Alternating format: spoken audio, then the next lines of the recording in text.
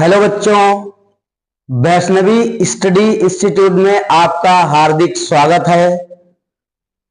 मैं योगेंद्र शुक्ला।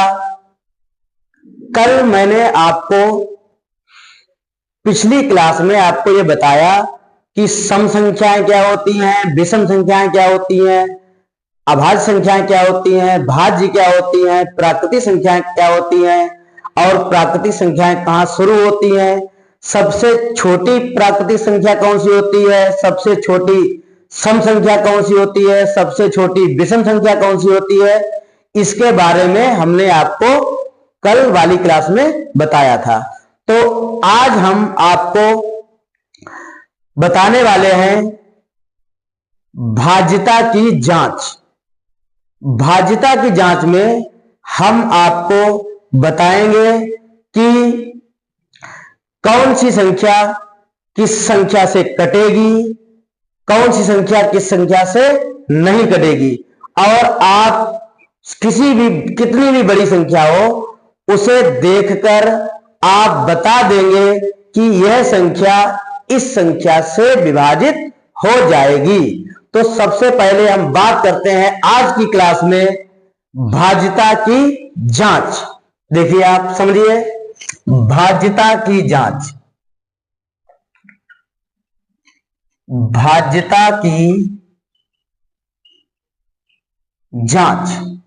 भाज्यता की जांच में आपको सबसे पहले हम बताएंगे 2 से कटने वाली संख्या की पहचान, कि आप कैसे पहचानेंगे कि यह संख्या 2 से कटेगी कि यह संख्या 2 से नहीं कटेगी। तो सबसे पहली हेडिंग हम डालते हैं 2 से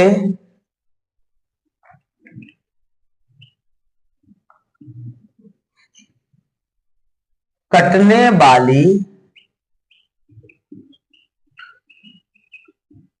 संख्या की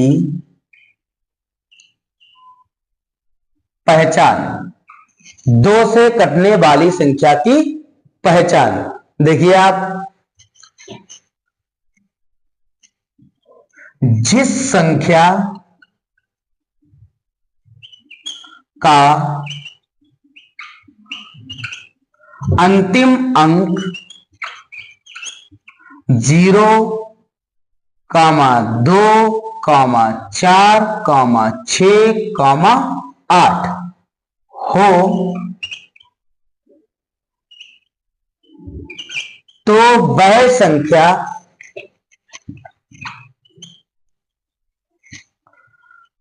दो से पूरी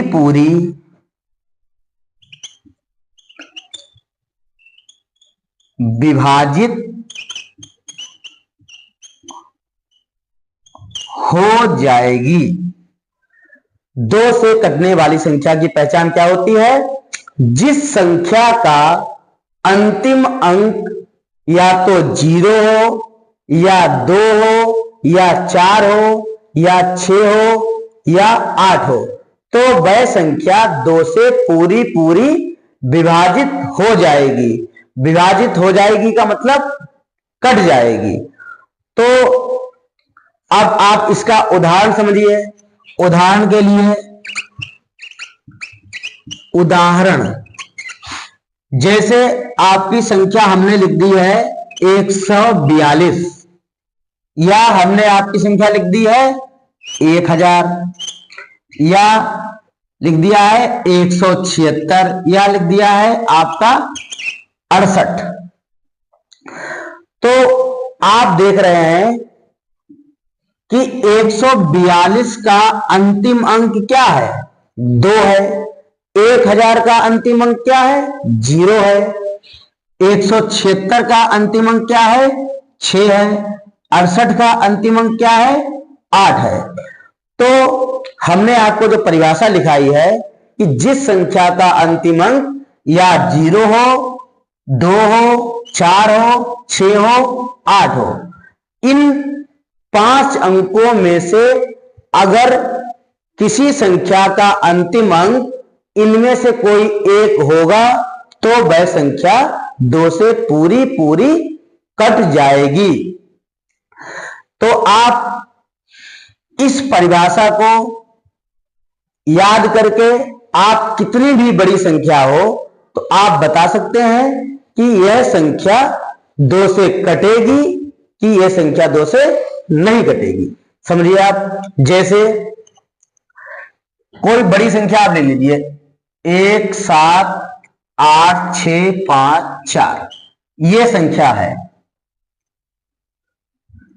और आपसे पूछा जाए कि बताइए कि यह संख्या 2 से पूरी पूरी कट जाएगी कि नहीं कटेगी, तो तुरंत हम उस संख्या का अंतिम अंक देखेंगे। अंतिम अंक क्या है? अंतिम अंक है 4। तो इसका मतलब यह संख्या 2 से पूरी पूरी कट जाएगी। अगली बात हम करते हैं 3 से कटने वाली संख्या की पहचान। कि 3 से कटने वाली संख्या की पहचान क्या होती है, समझिए आप। 3 से कटने वाली संख्या की पहचान,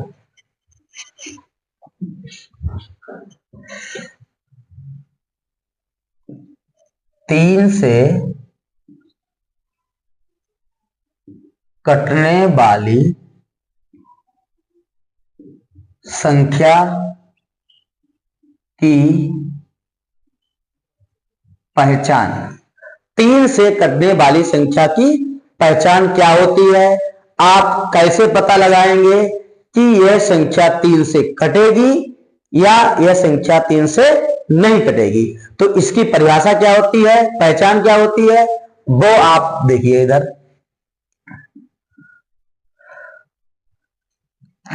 जिस संख्या के अंकों का योग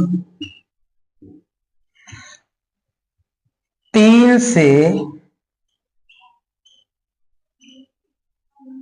कट जाए तो वह संख्या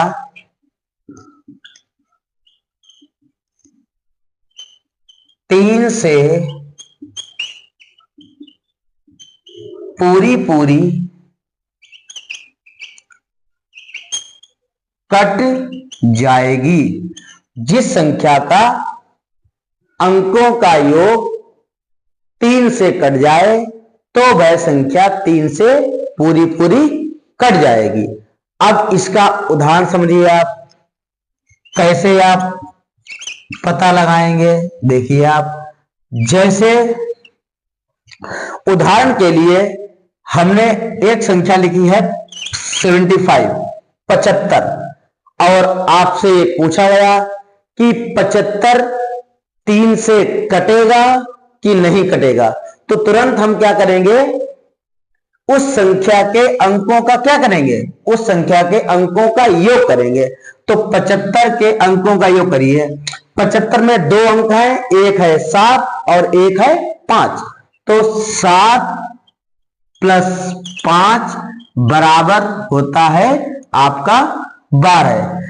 ये आ गया है 75 के अंकों का योग है। ठीक है, तो ये 75 के अंकों का योग कितना आया है, 12।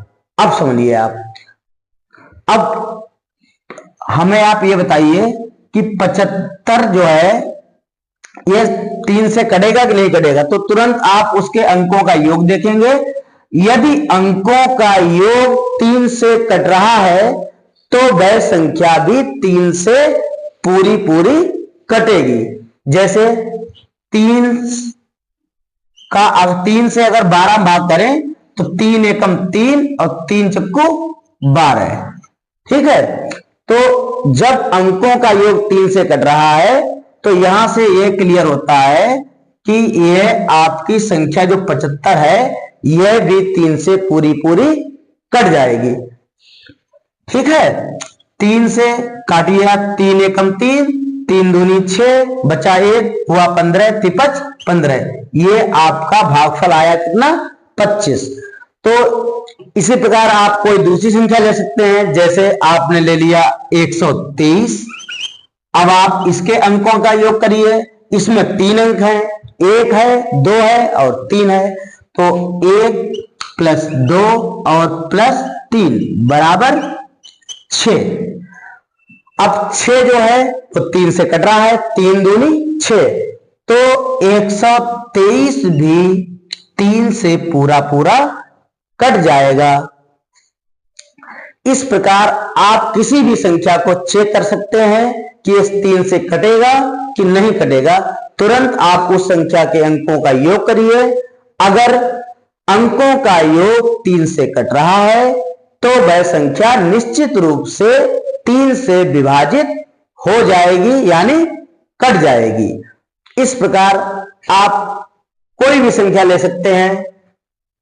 जैसे आपने मान लीजिए आपने ले लिया है 87 ले लिया है, तो इसके अंकों का योग करिए, 8 प्लस 7 बराबर 15। अब 15 3 से कट जाएगा, तिपच 15, तो 87 भी 3 से पूरा पूरा कट जाएगा। तो ये हमारी हो गई 2 से कटने वाली संख्या की पहचान, 3 से कटने वाली संख्या की पहचान। अब आगे हम आपको बताएंगे 4 से कटने वाली संख्या की पहचान क्या होती है। आप कैसे पहचानेंगे कि यह संख्या 4 से कटेगी या यह संख्या 4 से पूरी पूरी नहीं कटेगी। देखिए आप आगे 4 से कटने वाली संख्या की पहचान। 4 से कटने वाली संख्या की पहचान क्या होती है, देखिए आप इसकी परिभाषा पहले समझिए आप। जिस संख्या के अंतिम 2 अंक डबल जीरो हो या अंतिम 2 अंक 4 से विभाजित हो जाए तो वह संख्या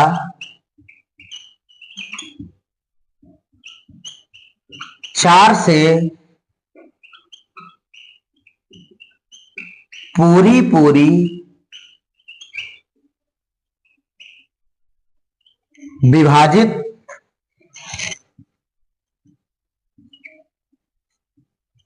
हो जाएगी। यह होती है 4 से कटने वाली संख्या की पहचान। जिस संख्या के अंतिम 2 अंक या तो हो डबल जीरो या अंतिम 2 अंक 4 से विभाजित हो जाएं तो वह संख्या 4 से पूरी पूरी विभाजित हो जाएगी। जैसे उदाहरण समझिए आप,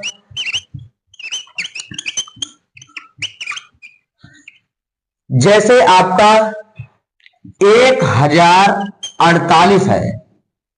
अब यह कैसे पता लगाएंगे कि यह संख्या 4 से पूरी पूरी कटेगी नहीं कटेगी? तो इस संख्या के अंतिम 2 अंक डबल जीरो तो नहीं है, लेकिन इसके अंतिम 2 अंक क्या है? एक है 4 और एक है 8। अब 48 में आप 4 से भाग करेंगे, 4 एकम 4 और 4 दूनी 8। तो इस प्रकार यह संख्या 4 से पूरी पूरी विभाजित हो जाएगी। क्यों? क्योंकि इसके अंतिम 2 अंक 4 से पूरे पूरे कट रहे हैं, तो यह संख्या 4 से पूरी पूरी कट जाएगी। दूसरा उदाहरण समझिए आप। जैसे दूसरा उदाहरण है आपका 1000 ले लीजिए आप। तो 1000 के जो अंतिम 2 अंक क्या है? अंतिम 2 अंक डबल जीरो है। तो यह भी संख्या 4 से पूरी पूरी विभाजित हो जाएगी। फिर से आप परिभाषा को देखेंगे, जिस संख्या के अंतिम दो अंक या तो हो डबल जीरो या अंतिम दो अंक 4 से पूरे पूरे विभाजित हो जाएं, तो वह संख्या निश्चित रूप से 4 से पूरी पूरी विभाजित हो जाएगी। इस प्रकार आप कितनी भी बड़ी संख्या हो, आप पता लगा सकते हैं कि यह संख्या 4 से पूरी पूरी कटेगी या नहीं कटेगी। जैसे आप कोई भी बड़ी संख्या लिखिए, 7 8 6 5 4 3 00, यह संख्या 4 से पूरी पूरी कटेगी कि नहीं? तो इसके अंतिम दो अंक देखेंगे आप, क्या है? 00। तो इसका मतलब यह संख्या भी 4 से पूरी पूरी विभाजित हो जाएगी। तो यह होती है 4 से कटने वाली संख्या की पहचान। चाहे कितनी भी बड़ी संख्या हो, यदि आपको परिभाषा याद है तो आप आसानी से यह पता लगा लेंगे कि यह संख्या 4 से कटेगी या नहीं कटेगी। देखिए आप अगली आप देखेंगे,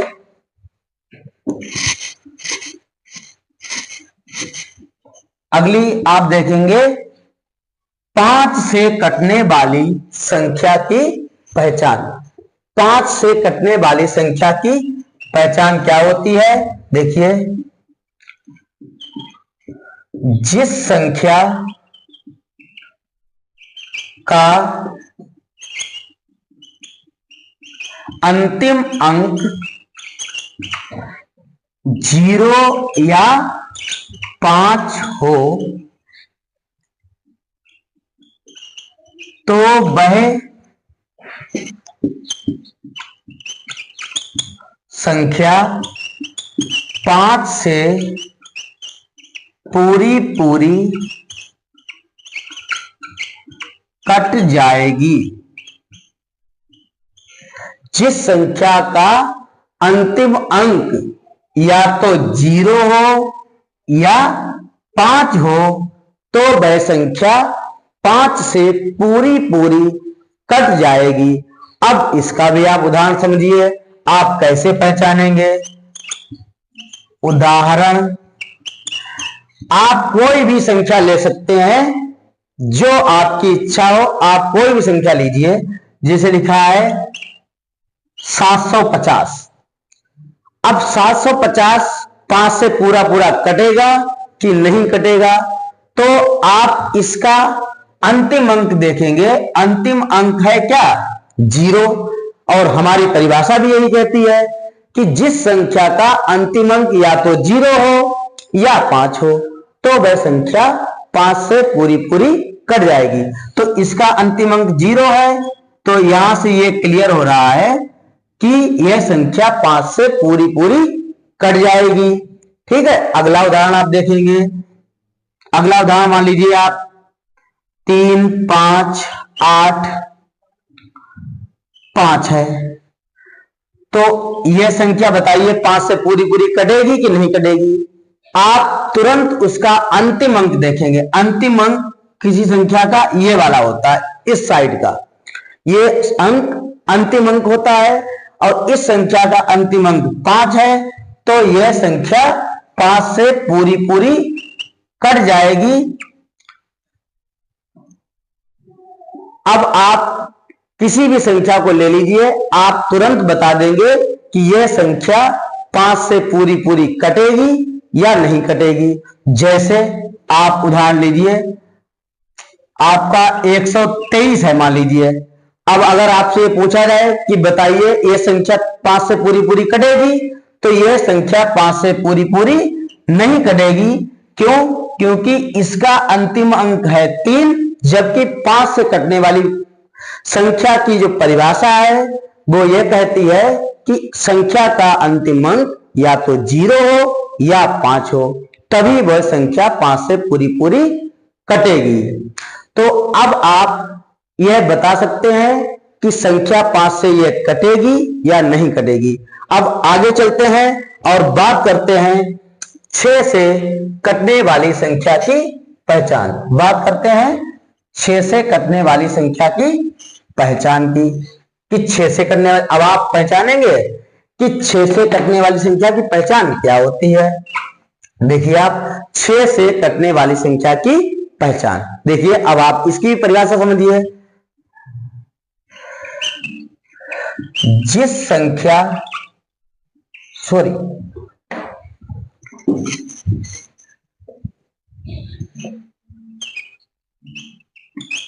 जो संख्या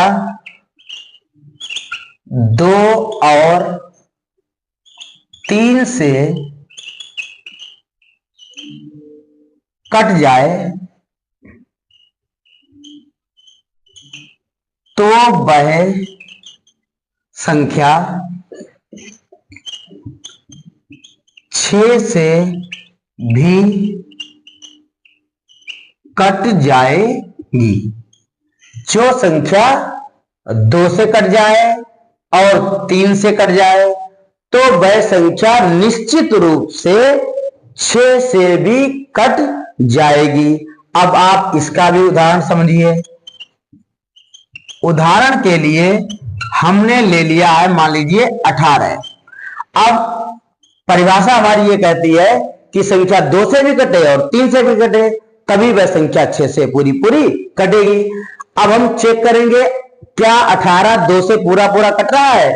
अभी पिछली परिभाषा जो हमने आपको लिखाई है 2 से कटने वाली संख्या की पहचान, उसमें हमने आपको लिखाया कि जिस संख्या का अंतिम अंक या तो 0 हो या 2 हो, 4 हो, 6 हो, 8 हो, तो इस संख्या का अंतिम अंक है 8। तो इसका मतलब ये क्लियर है कि यह संख्या 2 से पूरी पूरी कट जाएगी। अब बात करते हैं 3 की। 3 से कटने वाली संख्या की पहचान हमने अभी आपको लिखाई थी कि जिस संख्या के अंकों का योग 3 से कट जाए तो वह संख्या 3 से पूरी पूरी कट जाएगी। अब हम 18 का जब अंकों का योग करेंगे तो इसका अंकों का योग हो जाएगा 1 + 8 बराबर कितना हो जाएगा 9। तो 9 जो है वो 3 से पूरा पूरा कट रहा है। तो ये क्लियर है कि 18 भी 3 से पूरा पूरा कटेगा। अब जब 18 2 से भी कट रहा है और 3 से भी कट रहा है तो यहां से यह स्पष्ट हो रहा है कि आपका जो 18 है वो 6 से भी पूरा पूरा कट जाएगा। ठीक है, तो अब आप 6 से कटने वाली संख्या की पहचान याद कर लेंगे और आप बता सकते हैं कि यह संख्या 6 से पूरी पूरी कटेगी या 6 से पूरी पूरी नहीं कटेगी। ठीक है, इस प्रकार आप बता सकते हैं। और अब हम आगे बात करेंगे 9 से कटने वाली संख्या की पहचान। देखिए आप 9 से कटने वाली संख्या की पहचान क्या होती है। 9 से कटने वाली संख्या की पहचान, तो अभी हमने आपको 3 से कटने वाली संख्या की पहचान बताई है। उसमें क्या बताया, जिस संख्या के अंकों का योग 3 से कट जाए तो वह संख्या 3 से पूरी पूरी कट जाएगी। ठीक उसी प्रकार 9 से कटने वाली संख्या की पहचान है। देखिए जिस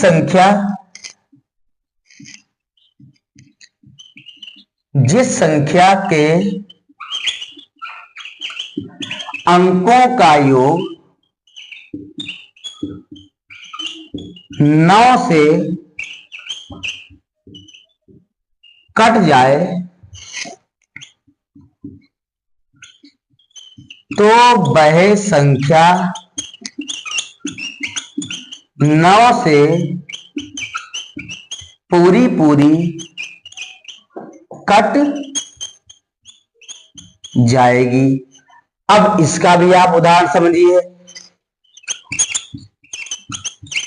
उदाहरण क्या होता है समझिए आप। जैसे आपने ले लिया है 27 ले लिया है, एक छोटी सी संख्या ले ली है। आप किसी भी संख्या को ले सकते हैं, हालांकि हमने यहां पर 27 लिया है। तो 27 जो है आप इसके अंकों का योग करिए।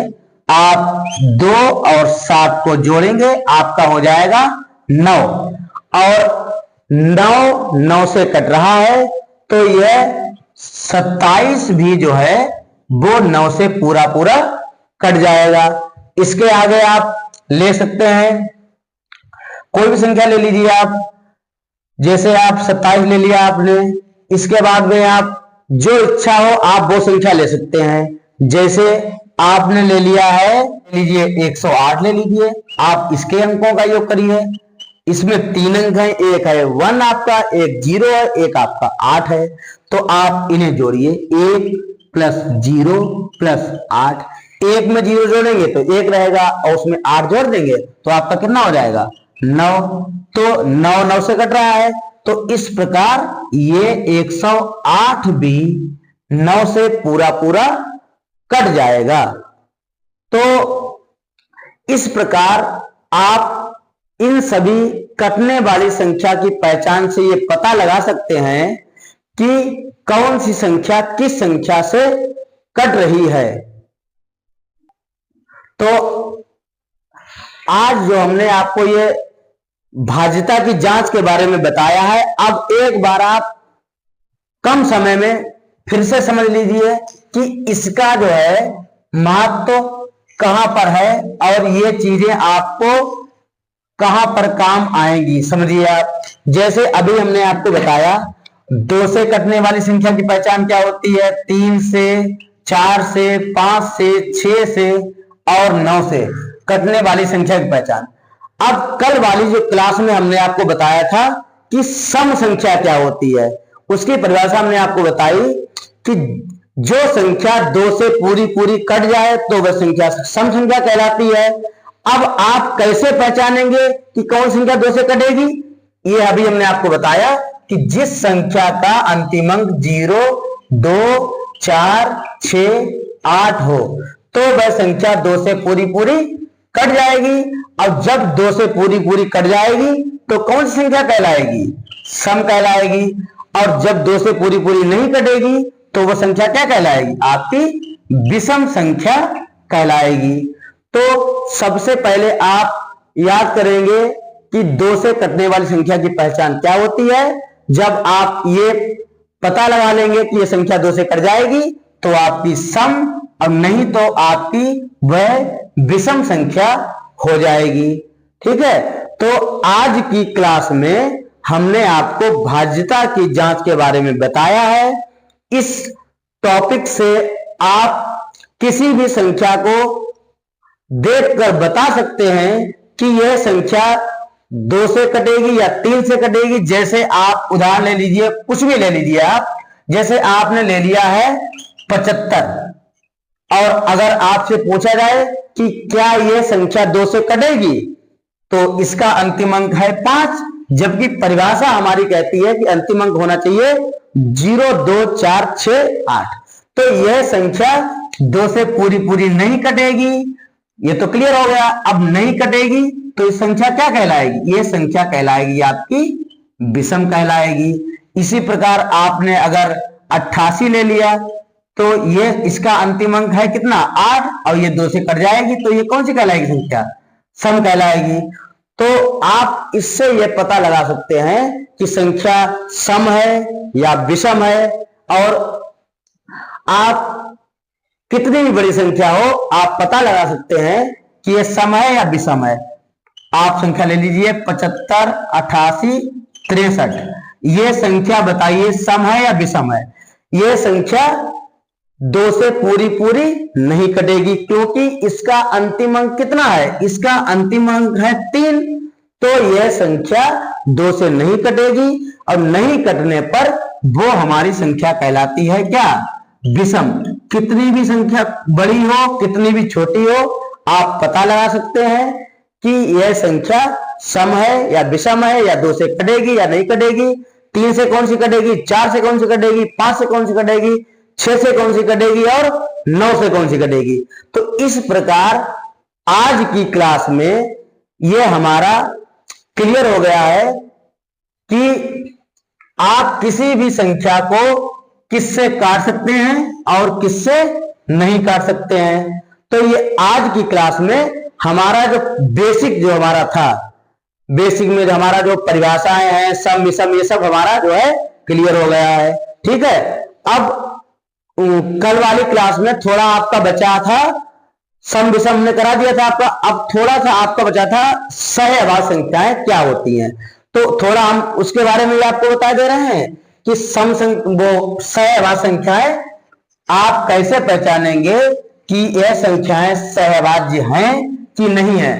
ये हम आपको इसलिए पहले बता रहे हैं कि आने वाली क्लास में जब आपका चैप्टर नंबर सिस्टम, जिसे आप हिंदी में संख्या पद्धति कहते हैं, तो उसमें अगर आपसे प्रश्न पूछा जाएगा कि बताइए निम्नलिखित में से कौन सी संख्याएं सहअभाज्य संख्याएं हैं, तो जब तक आपको सहअभाज्य संख्याओं की परिभाषा और उसके उदाहरण के बारे में जानकारी नहीं होगी तो आप नहीं बता पाएंगे कि यह संख्याएं सहभाज्य हैं या सहभाज्य नहीं है। तो अगली हेडिंग हम डालेंगे सहअभाज्य संख्याएं। सहअभाज्य संख्याएं, इस परिभाषा से आपकी परीक्षा में कोई ना कोई प्रश्न आपसे जरूर पूछा जाएगा, तो आप इसकी परिभाषा समझिए। संख्याओं का वह युग्म, युग्म का मतलब होता है जोड़ा, जोड़ा, जिसे आप अंग्रेजी में कहते हैं पेयर, PAIR, पेयर कहते हैं। संख्याओं का वह युग्म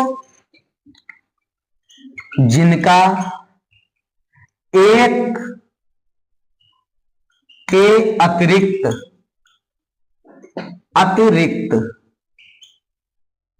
एक के अतिरिक्त कोई अन्य उभयनिष्ठ गुणनखंड ना हो तो वह संख्याएं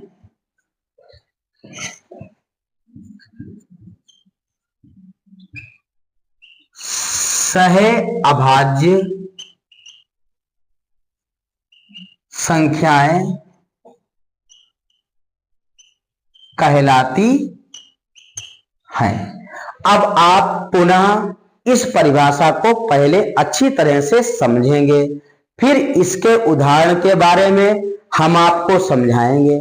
समझिए आप, जैसे सहअभाज्य संख्याएं, इसे इंग्लिश में कहते हैं को प्राइम नंबर्स, ठीक है, को प्राइम नंबर्स। तो संख्याओं का वह युग्म, पहले ये समझ लीजिए कि सहअभाज्य संख्याएं हमेशा होती हैं जोड़े में, ठीक है, जिनका एक के अतिरिक्त मतलब एक के अलावा कोई अन्य उभयनिष्ठ, उभयनिष्ठ का मतलब होता है कॉमन। क्या होता है? उभयनिष्ठ का मतलब होता है कॉमन। एक के अतिरिक्त कोई अन्य उभयनिष्ठ गुणनखंड ना हो, इसका मतलब ये होता है कि वे जो संख्याएं जोड़े में होती हैं उन दोनों को केवल एक तो काट दे, लेकिन एक के अलावा ऐसी कोई संख्या ना हो जो उन दोनों संख्याओं को काट दे, तो ऐसी संख्याएं आपकी सहअभाज्य संख्याएं कहलाती हैं। जैसे आप उदाहरण समझिए, जैसे उदाहरण में आप कोई भी संख्या ले सकते हैं। यहां पर हमने आपका लिया एक संख्या 5 ली और एक 6 ली, ठीक है। फिर हमने आपका लिया एक 7 लिया, एक 8 लिया, फिर हमने आपका एक 6 लिया, एक 4 लिया। अब हम इन तीनों उदाहरण में आपको ये बताएंगे या आप खुद जान गए होंगे कि कौन सी सहअभाज्य है कौन सी नहीं है। जैसे संख्या, ये संख्याएं हैं 5 और 6। अब 5 और 6 को एक तो काट देगा, एक पंजे 5, एक का 6। अब 5 और 6 को एक के अलावा आप ऐसी संख्या बताइए जो 5 को भी काट रहा हो और 6 को भी काट रहा हो। तो ऐसी कोई संख्या नहीं है जो 5 को भी काटे और 6 को भी काटे?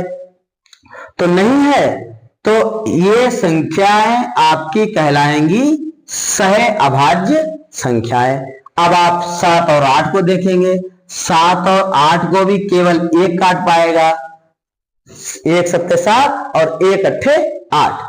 अब ये संख्याएं भी आपकी सहअभाज्य हो गई। अब आप देखेंगे 6 और 4 को, तो 6 और 4 को एक तो काट देगा, 1 छक्का 6 और 1 चक्कू 4। अब ऐसी संख्या बताइए जो 6 को भी काट दे और 4 को भी काट दे। तो आप तुरंत बता देंगे कि ऐसी संख्या जो है वो है आपकी 2 है। 2 3 6, 2 दूनी 4। तो इस संख्या को 1 भी काट रहा है और 2 भी इन दोनों संख्याओं को काट रहा है। तो अगर 1 के अलावा ऐसी कोई संख्या है जो उन दोनों संख्याओं को काट दे, तो ऐसी संख्याएं आपकी सहअभाज्य संख्याएं नहीं होती हैं। तो आप कोई भी संख्या ले सकते हैं जो आपकी इच्छा हो। जैसे आपने ले लिया एक 15 और एक ले लिया 17, तो इन दोनों संख्याओं को एक तो काट देगा, लेकिन एक के अलावा बताइए कि 15 और 17 को ऐसी कौन सी संख्या है जो इन दोनों को काट दे? तो ऐसी कोई संख्या नहीं है। तो यह संख्या आपकी हो गई सहअभाज्य। इसी प्रकार अगर आपने 10 ले लिया और 12 ले लिया, तो इन दोनों को एक काट देगा और उसके बाद में एक संख्या जो है तो 2 है जो इन दोनों को काट देगा।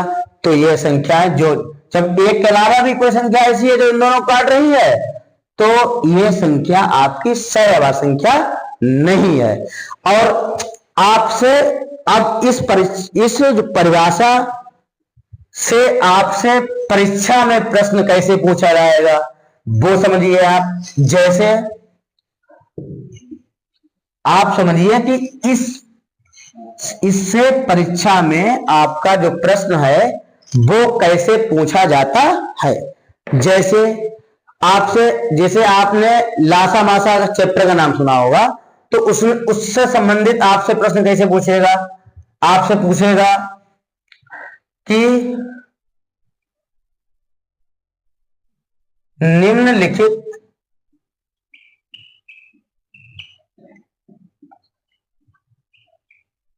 संख्याओं में कौन सी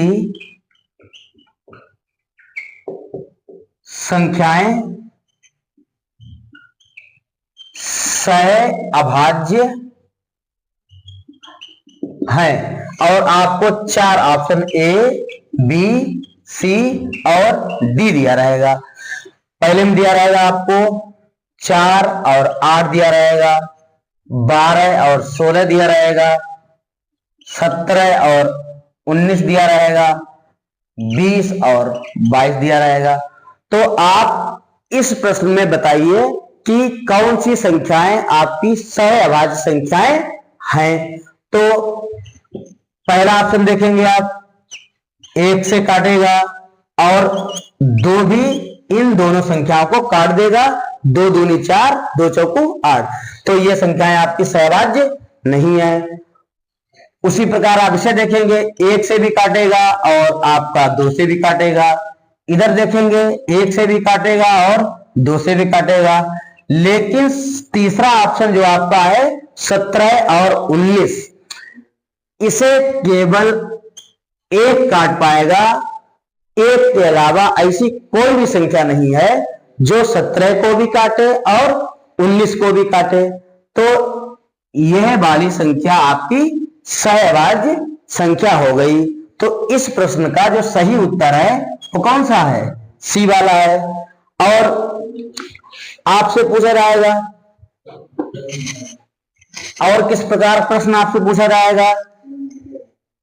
डायरेक्ट आपसे प्रश्न पूछा जाएगा कि सहअभाज्य संख्याओं का मासा सदैव होता है। क्या पूछा जाएगा? अगला प्रश्न आपसे पूछा जाएगा कि सहअभाज्य संख्याओं का मासा सदैव होता है। अब यदि आपको यह नहीं पता है कि सहअभाज्य संख्याएं कौन सी होती हैं या उनकी परिभाषा क्या होती है, तो आप नहीं बता पाएंगे कि सहअभाज्य संख्याओं का मासा कितना होता है। तो कोई भी आप सहअभाज्य संख्या ले लीजिए, जैसे अभी हमने ली थी आपकी 5 और 6, तो सहअभाज्य संख्याओं का आप जब मासा निकालेंगे तो मासा निकालने का जो तरीका होता है वो इस टाइप से आप निकालते हैं, गुणनखंड विधि के द्वारा। ठीक है, तो आप सबसे मासा की एक कंडीशन होती है कि यहां पर जो संख्या आप रखेंगे उस संख्या से ये दोनों संख्याएं कटनी चाहिए। तो ऐसी कौन सी संख्या है जो इन दोनों को काट देगी? तो यहां पे अगर आप 2 रखेंगे तो मान लीजिए 2 से 6 कटेगा, लेकिन 5 नहीं कटेगा। 3 रखेंगे तो 3 से भी 6 कटेगा, 5 नहीं कटेगा। अगर 5 आपने रख दिया तो 5 कटेगा, 6 नहीं कटेगा। तो इन दोनों संख्याओं को केवल कौन काट पाएगा? 1 काट पाएगा।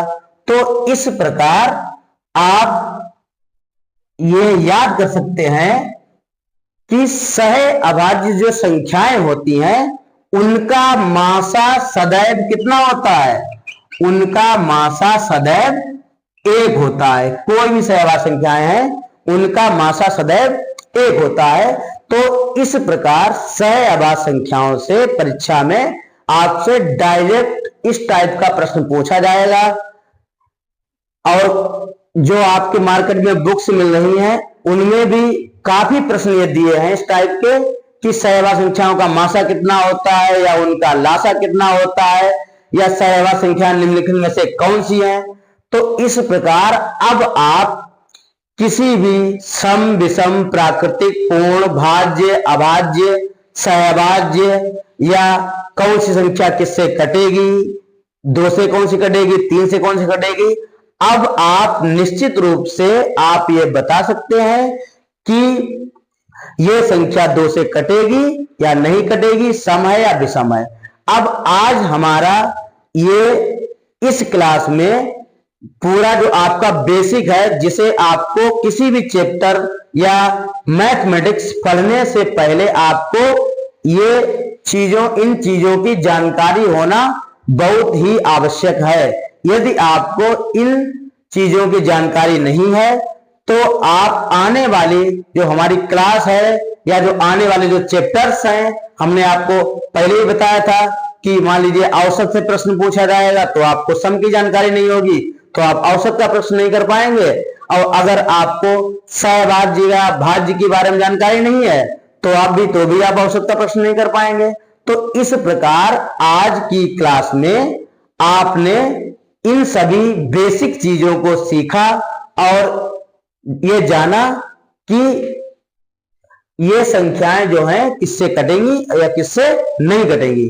तो अगली क्लास में अब हम आपको सिखाएंगे कि दशमलव वाली संख्याओं का आप जोड़ कैसे करते हैं, घटाना कैसे करते हैं, गुणा कैसे करते हैं, भाग कैसे करते हैं।